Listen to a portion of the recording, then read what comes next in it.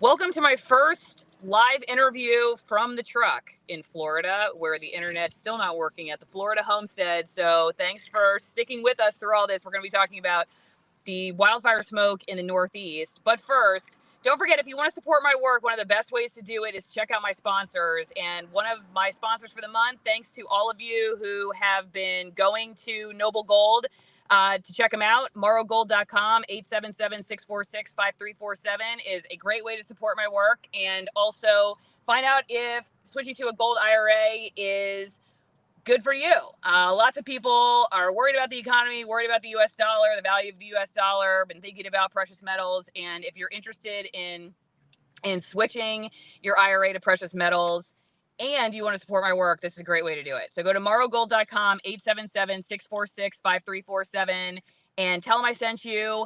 Remember, this is not financial advice. There's always a risk when investing, and there are no guarantees of any kind. But hey, if you've wanted to debate gold IRAs or silver IRAs because you don't think that they're worth it, or you're like, you know what, I've always wanted to know about this. What it would cost to sign up, what it would cost to withdraw, what it would cost to maintain, all that stuff. Call them, ask the questions, or click on the link and get all the information, have the debate you've ever wanted to have, and you're supporting my work at the same time. Tell them that Allison Morrow sent you. And thanks again to Noble Gold for the sponsorship. Okay, so let's go to Amy, who is the writer of Substack, No One You Know. She's in Manhattan right now, in Times Square. And Amy, it does not look that bad, honestly. It always seems a little smoggy in New York, so I'm not seeing anything that looks terrible, but some of the videos that I've seen have been pretty bad. So what are you looking at right now?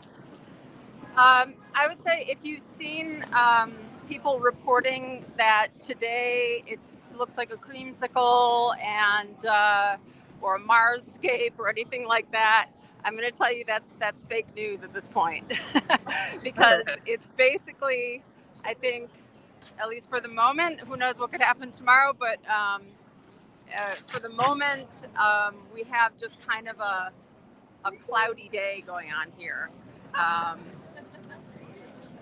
Yesterday was really dramatic.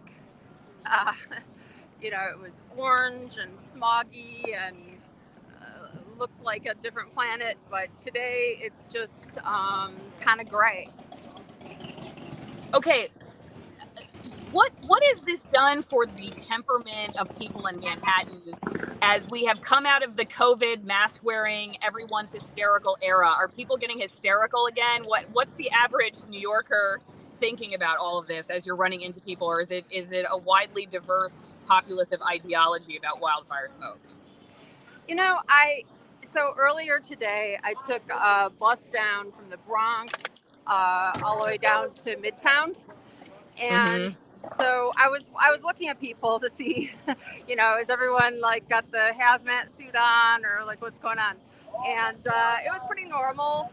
It was there, in New York, you have a mix of people some people still wear masks.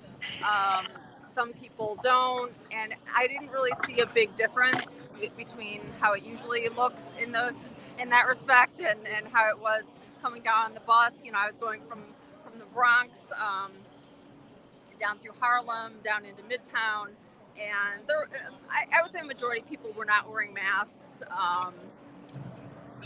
There were a lot of people with masks on their chins, a couple people standing out smoking with masks on their chins, which was even more classic in a wildfire situation than in a smoke condition situation than during the pandemic. So I don't think people are really overreacting. Okay.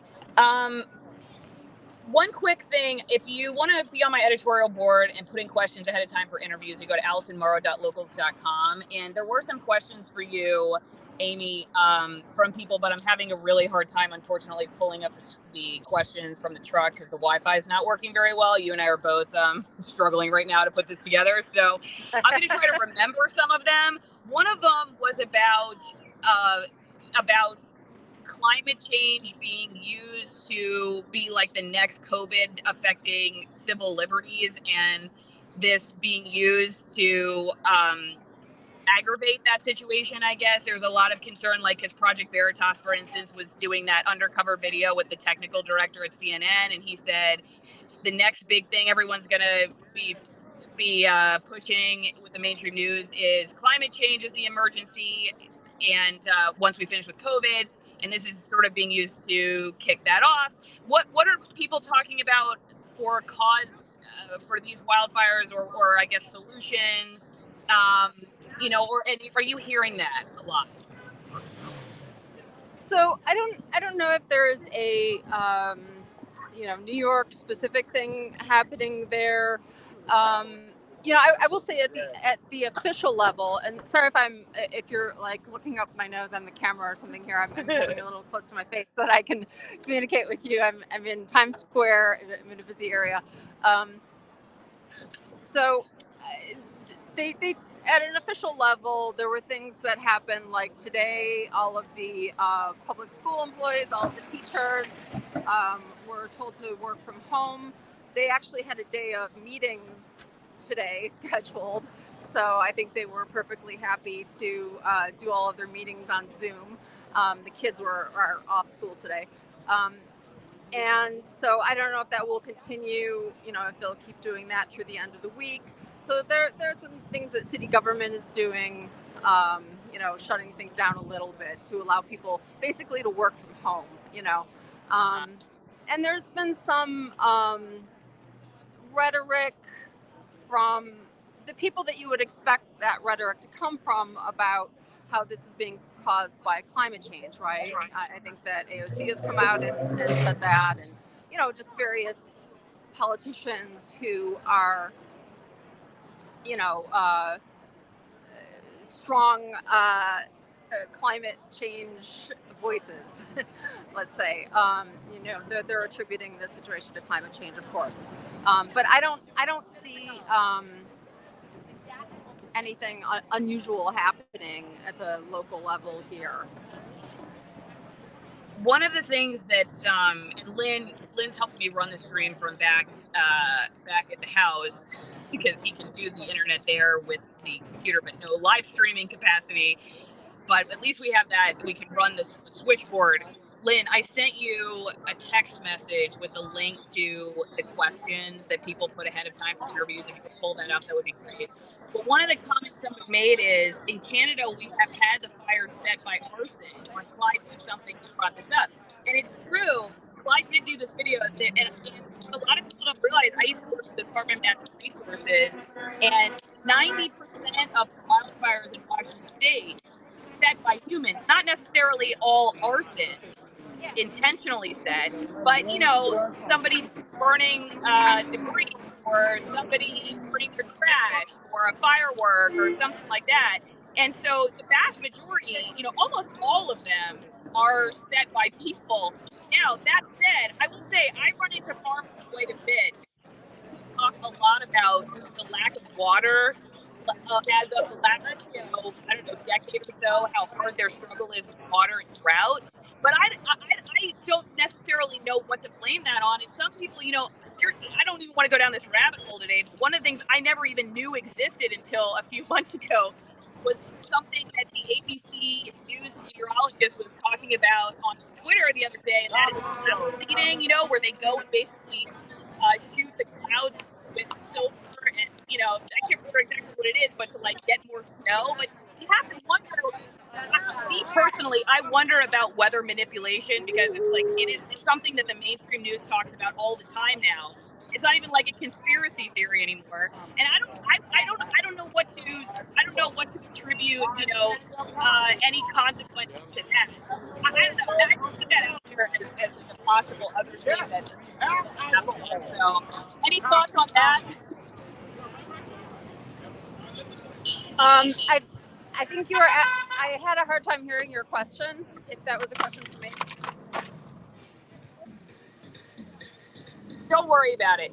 Okay, so some people want to know about why New York gets so much attention when the West has been dealing with this for a long time.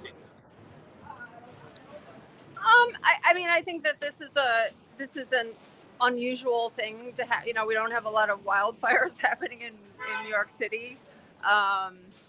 So it's just an unusual thing to happen. Yeah, that's what it looked like yesterday. You've got I see your picture up. But we've had a lot of, we have a lot of things happen in New York. We've had blackouts, we had, 9/11, we have the pandemic. People roll with it for the most part. I don't see a lot of people getting too worked up about it. Okay. Before we finish up here, don't forget you can support my work also by having a great glass of wine. Have one in honor of Amy, who's walking in hot Times Square right now, breathing smog just for you to bring this up. Lynn, do you mind showing the wines, please, real fast? 50% off my favorite wines and 50% off shipping. You get the high altitude Malbecs that I love to drink. The one on the left, the Rogue Malbec, is one of my favorite wines ever. The one in the middle comes from almost 9,000 feet and from the oldest vineyard in Argentina at over 200 years old. Some of these are hand-picked grapes. Others, no filtration, natural fermentation. Can't get them at the grocery store. Why would you want to? It's just another great way to support my work. And you can get a great Father's Day present, a drink with a cause. And you can get it to be an extremist without hopefully getting thrown in jail. As far as I know, prohibition has not come back, so you can still have a glass of wine and support my work at the same time. Okay, so Amy, I guess final thoughts on all of this. Is it getting better? Does it feel like it's getting better? How are things now there?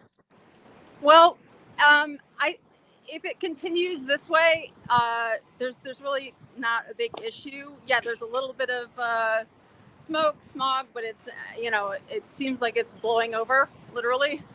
But honestly, if you want to hear something interesting, because this has been a kind of like a non-event report that I'm giving you here.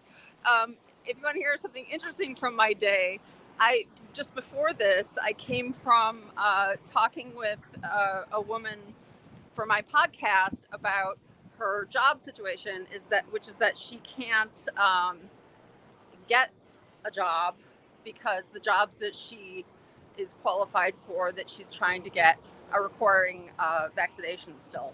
So that's something that is still very much happening here in New York.